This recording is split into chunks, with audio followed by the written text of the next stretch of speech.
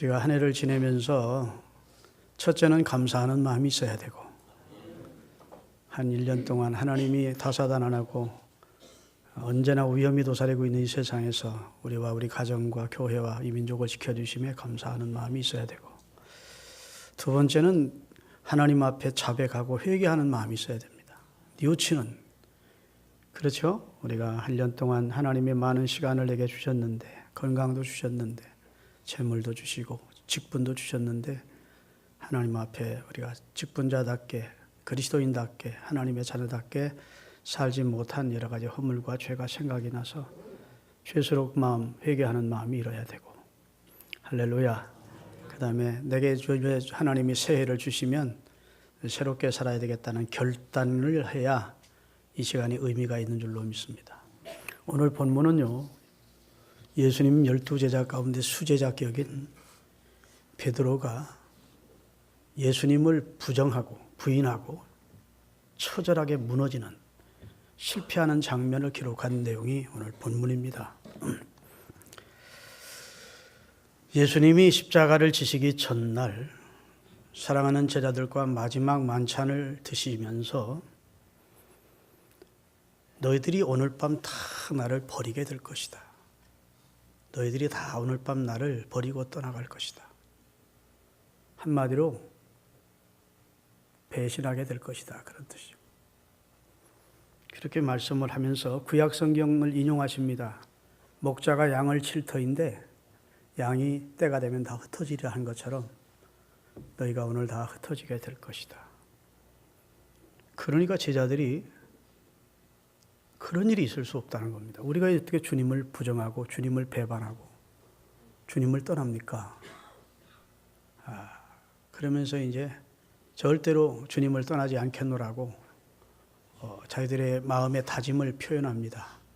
그 가운데 특별히 베드로가 더한 것이 절대 그런 일은 있을 수 없다. 내가 죽을지언정 주와 함께 하겠습니다. 그랬더니 이제 예수님이 시몬 베드로를 지적하면서 내일 새벽닭이 울기 전에 내가 오늘 나를 모른다고 3번을 부인하게 될 거야. 그래서 예고해 준 겁니다. 그랬더니 베드로가 절대로 그런 일은 없을 수 없다고. 자기는 절대로 주를 부인하거나 배반하거나 떠나지나 그런 일은 없다고 이제 차원 장담을 하게 됩니다. 그 내용이 마태복음 27장 31절부터 기록이 됐는데 35절까지 같이 한번 읽어보겠습니다.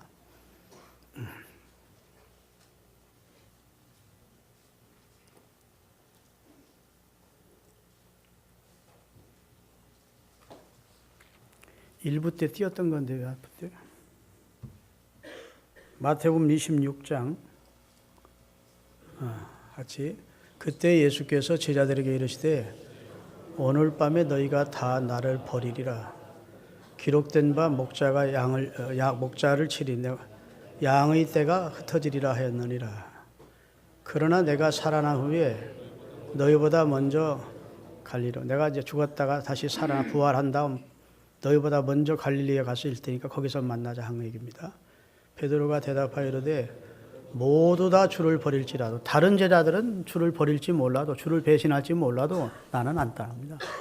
주님 나 알지 않습니까? 내가 얼마나 의리 있는 사나인데 내가 주님을 떠나다니요 있을 수 없습니다. 이렇게 다짐 호언장담을 한 겁니다. 그랬더니 예수님께서 34절에 예수께서 이르시되 내가 진실로 네게 이르노니 오늘 밤 닭 울기 전에 네가 3번 나를 부인하리라. 베드로가 이르되 내가 주와 함께 죽을지언정 주를 부인하지 않겠나이다. 다른 제자들도 똑같이 그렇게 약속을 했다는 겁니다. 그리고 예수님은 겟세마네 동산에 올라가서 기도하시다가 붙들려 결박이 당하신 상태로 옛날 안나스 가야바의 법정에 가서서 예수님이 신문을 받으십니다. 거기서 이제 사형 언도가 떨어지죠. 예수님은 신성모독죄라는 하나님의 아들이 아니면서 하나님의 아들이라고 거짓말하고 다니는 그런 혹세무맹한 이단자로 몰려서 산헤드린 공의에서 이제 사형 언도를 받게 됩니다. 그리고 그 밤에 다시 빌라도에 가서 또 사형이 확정되고 헤로드에게 갔다 또 빌라도에 가서 확정되는 그 절차를 거쳐서 그 다음날 십자가에 달리시지요. 근데 예수님이 겟세마네 동산에서 결박을 당하실 채 예수님이 끌려서 가야바의 법정으로 들어가시자 베드로도 멀찍이 따라가다가 어떻게 되는지 궁금해서 예수님은 안뜰에서 재판을 받고 베드로는 바깥뜰에서 사람들과 함께 무리지어서 모닥불을 쬐고 있는 자리에서 모닥불을 쬐고 있었습니다. 유심히 안을 보니까 예수님은 매를 맞으시고 있고 침뱉음을 당하고 있고 그리고 거의 사형이 확정돼 가는 상황이었어요. 그런데 모닥불을 쬐던 한 계집종이 베드로를 이렇게 유심히 바라보더니 당신도 예수와 함께 있던 예수 제자 아니야? 이렇게 부른 것이죠. 그랬더니 이 여자야 나는 그를 몰라. 이런 겁니다. 처음에는 부인을 한 거예요. 그리고 그 자리에 있기 좀 마음이 좀 안 됐는지 다른 옆에 모닥불이가 또 모닥불을 쬐려고 앞문 쪽으로 갔더니 거기서 또 한 사람의 여종이 유심히 보더니 당신도 예수와 함께 있었다. 그 도당이다. 이렇게 말한 거예요. 그랬더니 이번에는 그냥 부인하는 게 아니라 맹세하면서 부인합니다. 맹세하면서. 절대로 그래. 나는 그를 알지 못한다. 예수가 누군지 몰라 나는. 하는 거죠. 그리고 또다시 다른 곳으로 갔더니 한 남자가 당신도 말투가 갈릴리 사람이고 당신도 예수 도당인데 뭔 소리야. 그러니 거기서 예수의 제자인 줄 알면 잡혀가지고 예수님과 같이 자기도 곤욕을 치를까 봐 이제는 저주까지 하면서 맹세하여 부인을 합니다. 점점 강도가 높아지는 거예요. 처음에는 부인하고 두 번째는 맹세하여 부인했고 세 번째는 저주하며 맹세하여 부인했어요. 아마 예수님을 저주했다는 소리인지 자기를 예수도당이라고 하는 그 사람을 저주했다는 소리인지는 확실치 않지만 내가 볼 때는 문맥상으로 예수를 저주하며 맹세하여 부인한 겁니다. 부인하자 그 말이 채 떨어지기 전에 새벽닭이 꺾여 하고 우는 거예요. 그러니까 주의 말씀이 생각나겠어요? 안 나겠어요? 오늘 본문에 보니까 예수님이 오늘 밤 새벽닭이 울기 전에 내가 나를 3번 부인할 것이다 하신 예수님의 말씀이 버뜩 생각이 난 것이죠. 그래 누가복음 22장은 더 자세하게 61절, 22장 61절, 62절 찍겠습니다. 꺾여하는 새벽닭이 우는 소리를 듣고 신문방을 안뜰에서 신문 받으시던 예수님이 꺾여하는 닭의 울음소리를 듣고 베드로를 이렇게 봤다는 겁니다. 바깥뜰에 있는 베드로도 꺾여하고 닭이 우는 소리와 함께 주의 말씀이 생각나서 안뜰에서 신문 받고 계신 예수님을 바라본 겁니다. 두 분의 눈이 마주친 것이죠. 그 내용이 나옵니다. 베드로가 이르되 이 사람아 나는 네가 하는 말을 알지 못하노라 하고 아직 말하고 있을 때에 닭이 곧 울더라. 주께서는 예수님 말합니다. 예수님이 돌이켜 바깥뜰에 있는 베드로를 보시니 베드로가 주의 말씀 곧 닭 울기 전에 내가 3번 나를 부인하려 하심이 생각나서 밖으로 달려나가 밖에서 통곡하고 회개했다. 이런 내용입니다.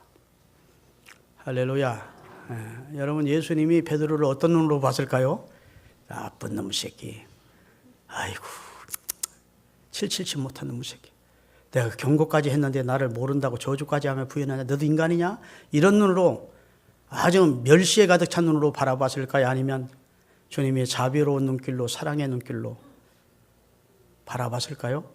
용서하시는 눈으로 바라봤을까요? 용서하는 눈으로. 눈은 표현이 돼요. 사람이 입으로만 표현하는 게 아니고 눈으로도 말이 된다고. 그래서 옛날 정미조라는 가수가 눈으로 말해요, 살짝이 말해요, 뭐 이런 노래도 있었어. 눈에 증오도 있고 눈에 사랑도 있고. 그래서 어린아이들이 엄마한테 매 맞을 때 엄마가 매를 든 손을 바라보는 게 엄마 눈을 봅니다. 더 때릴지 안 때릴지 눈을 보면.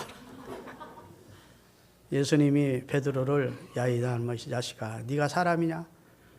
네가 나를 모른다고? 나 경고까지 했는데도 너 그럴 수 있어? 이 배신자놈아. 이렇게 눈으로 바라봤더라면 아마 베드로는 그 다음에 예수님을 못 만났을 거예요. 그런데 주님이 용서하시는 눈으로. 어차피 성령 충만하지 못하고 성령의 권능을 받지 못했기 때문에 상황이 어려우면 인간은 의지가 연약해서 넘어질 수밖에 없는 연약한 인간임을 예수님은 더 잘 알아. 할렐루야. 그래서 누가복음 22장 31절인가요? 한번 띄워보세요.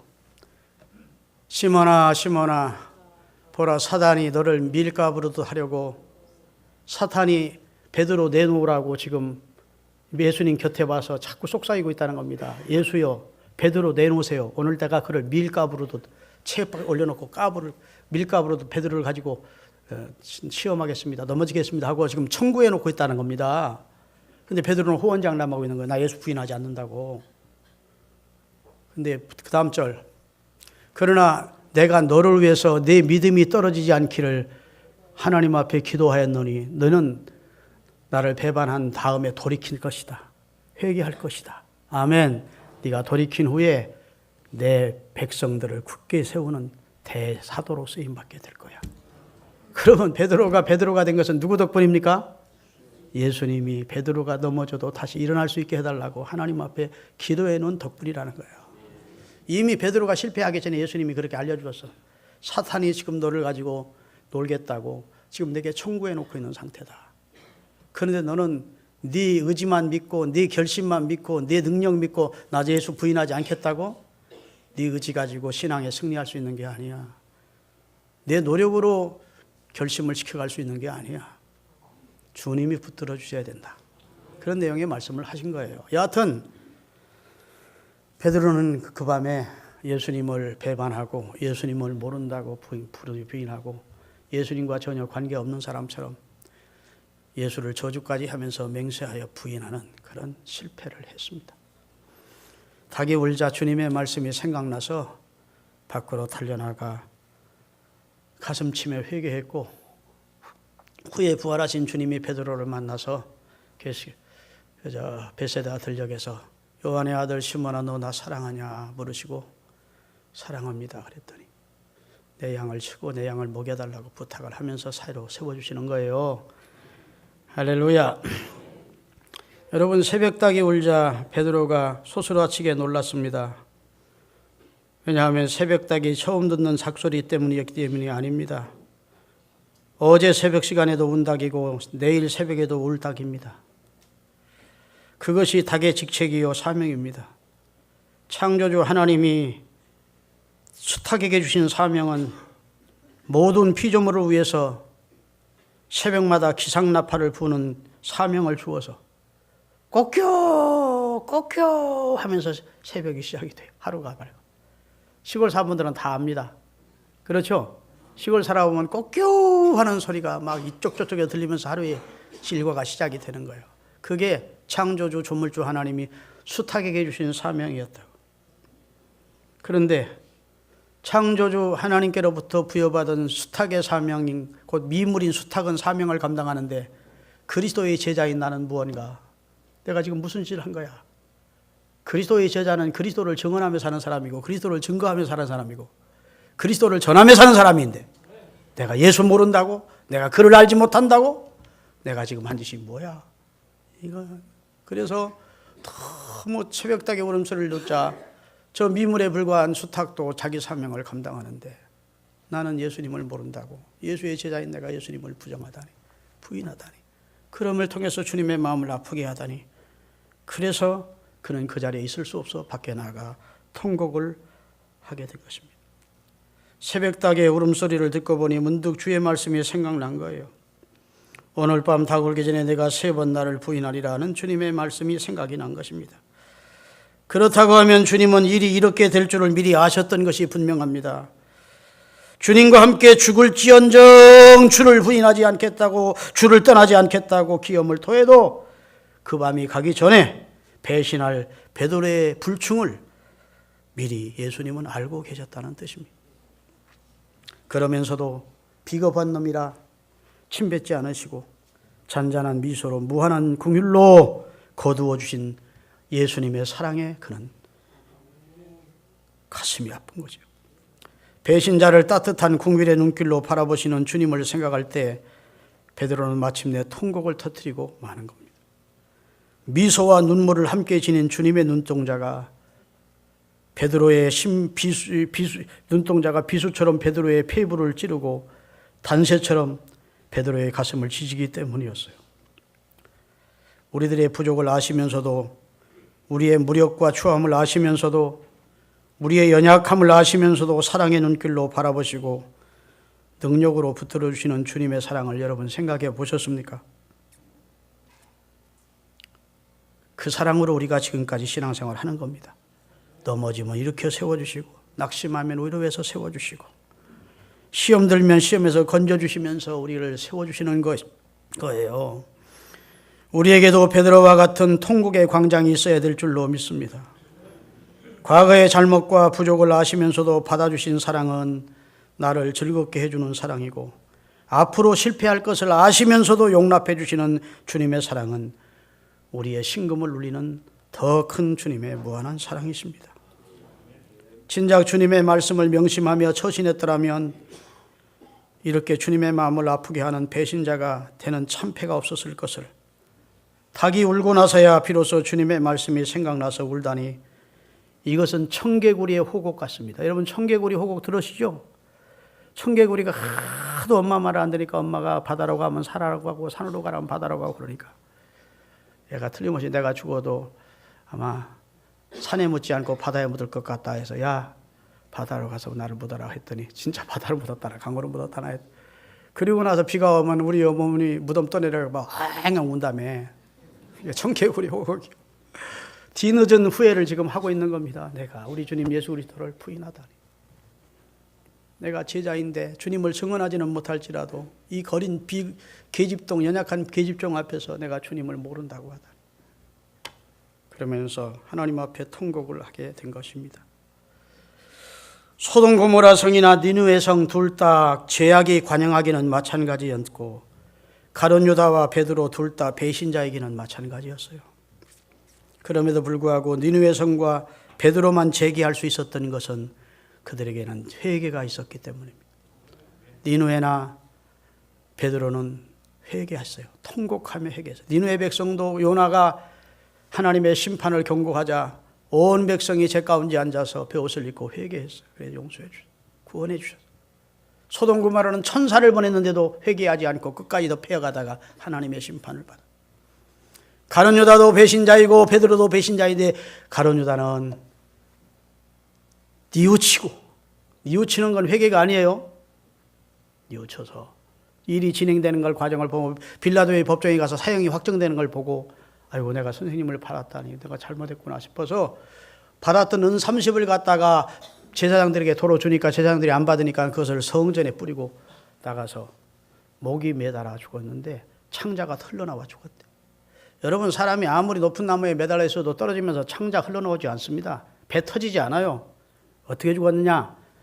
6월절 전날 예수님이 돌아가시기 때문에 바로 6월절이 시작돼서 예수님이 장사 되면서부터 6월절이 시작돼. 6월절이 시작되면 7일 동안은 유대인들은 시체를 가까이 하지 않습니다. 그러니까 어느 한적한 곳에 가서 베드로, 가룟 유다가 목을 맨 거예요. 그가 이제 목이 매달려 있는 겁니다. 그 뜨거운 나라에 하루 이틀 3, 4일 지나면서 부패된 것이죠, 시체가. 그리고 그를 지탱하고 있던 끈이 점점 사가서 떨어진 거예요. 그러니까 부패됐던 시체가 터지면서 창자가 터져 죽은 겁니다. 처참한 최후죠. 무슨 말 이해되십니까?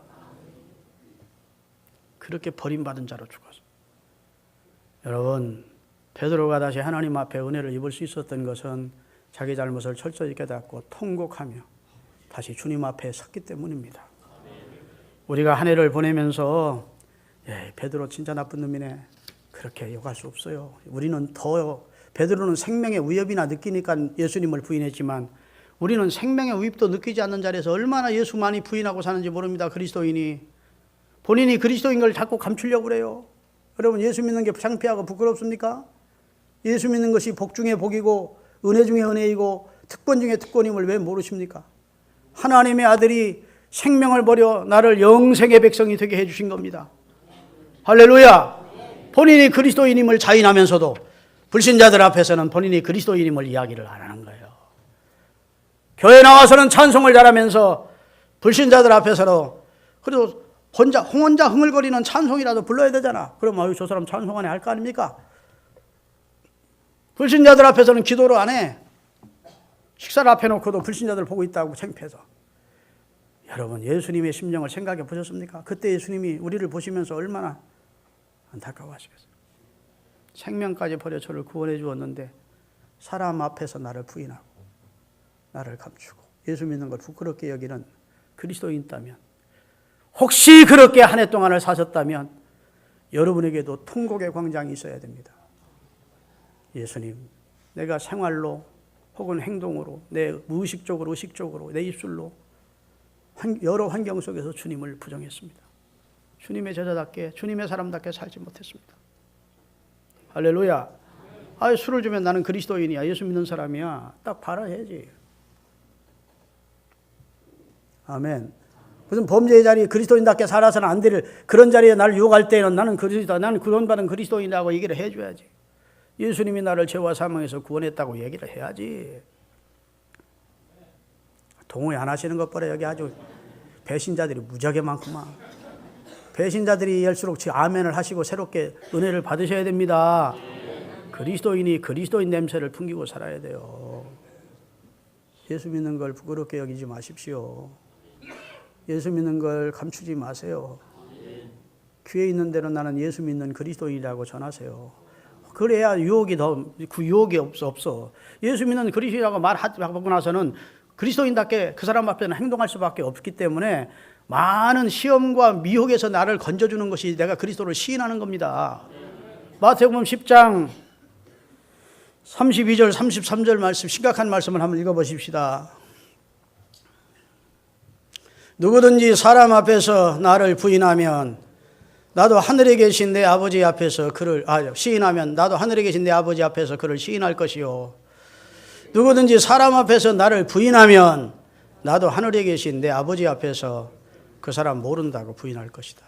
예수님이 우리를 모른다고 하면 우리는 지옥이요, 영원한 형벌입니다. 할렐루야. 하나님 앞에 섰을 때 나를 안다고 인정해 줘야 되잖아. 여러분, 한 해를 지내면서 회개하는 마음 가지고 한 해를 마감하십시다. 하나님, 내가 충성하지 못했습니다. 그리스도인답게 살지 못한 것 맞습니다.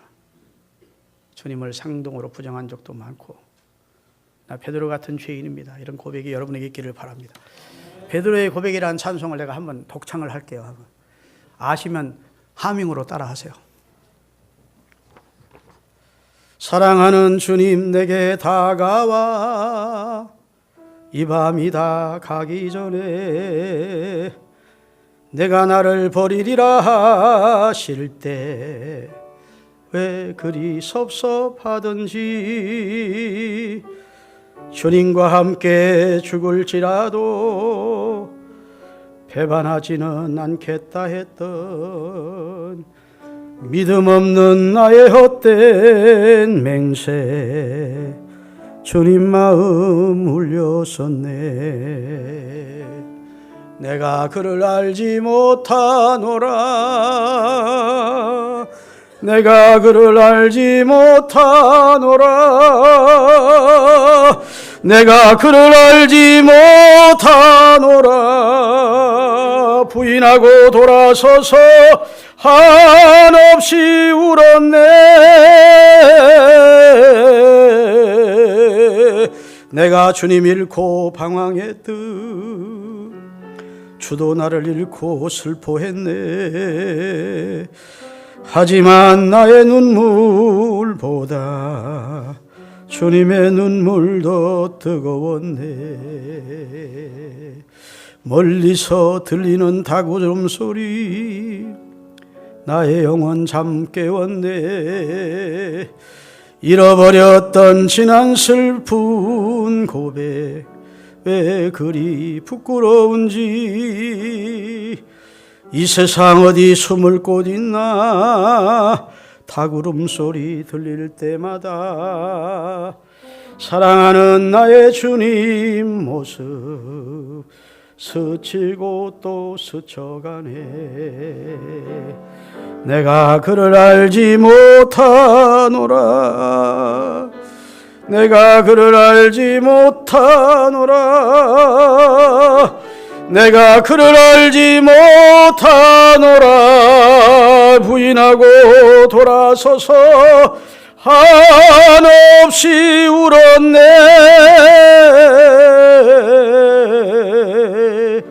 주님 오실 기약이 있고 맡긴 사명 모두 잊었던가. 지금도 새벽 울 때면 참회의 눈물로 회개하네. 아멘. 베드로의 심령을 찬송으로 후에 김석균 씨가 작곡한 것인데, 베드로의 고백이란 찬송입니다. 여러분, 하나님이 제일 기뻐하시는 것이 회개입니다. 회개. 하나님이 가증히 보시고 하나님이 괘씸히 보시는 그런 범죄를 저질러 놓고도 철면피한 것은 하나님과의 관계 회복이 안 됩니다. 회개해야 관계가 회복되고 하나님의 은혜를 잊게 됩니다. 그러니까 한 해를 마감하면서 회개하는 마음으로 하나님 앞에 죄를 고백하고 하나님과 관계가 회복되는, 탕자가 아버지께로 돌아와서 관계가 회복되니까 다 회복시켜 주잖아요. 우리 찬미예수 1182장을 보면 지금껏 내가 한 일이 주를 위한 일이었는지, 난 이 찬송 부를 때마다 꼭 내 고백 같습니다.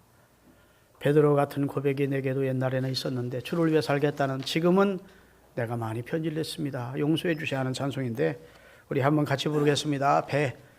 1182장.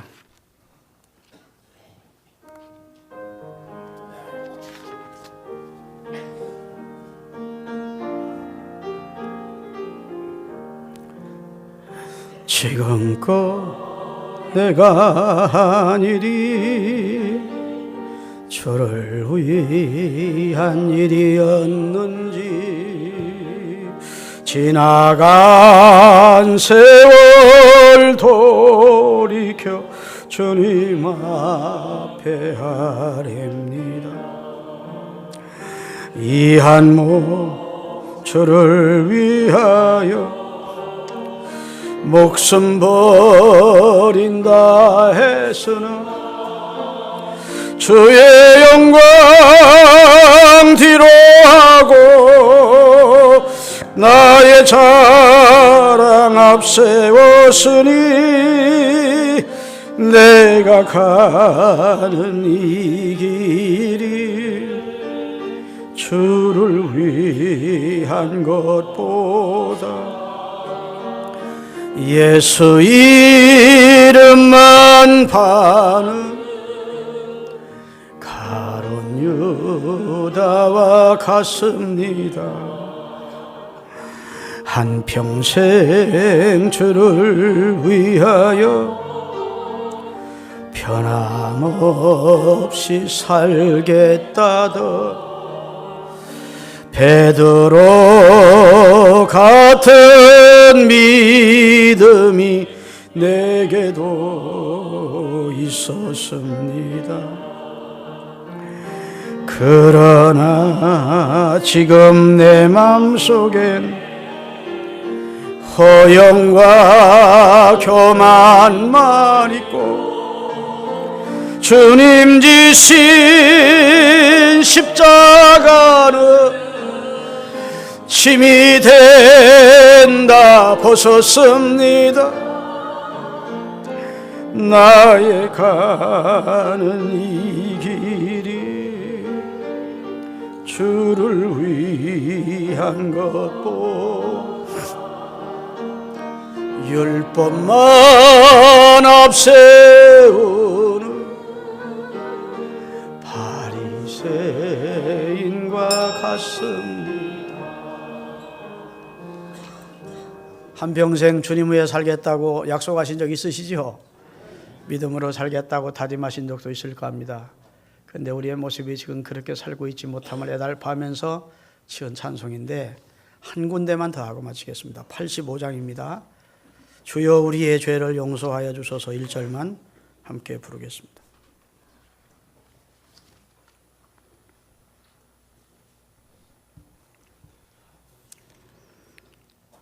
(805장)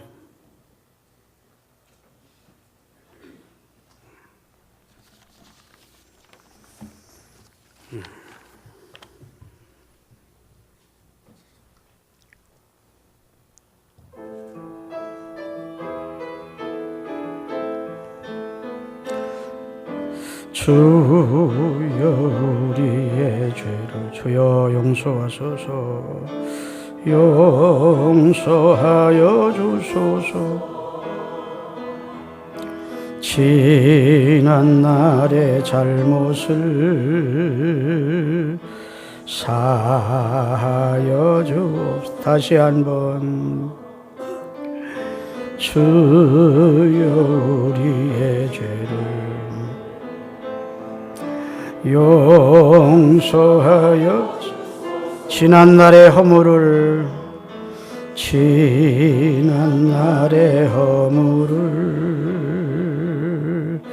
사하여 주옵소서. 주여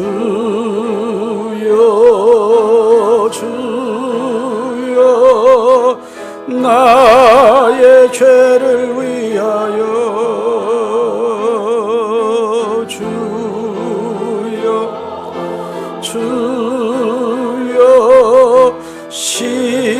십자가를 지셨네. 주님 가신 그 길을 나도 걸어야 하네. 주님 가신 그 길을 나도 걸어야 하네.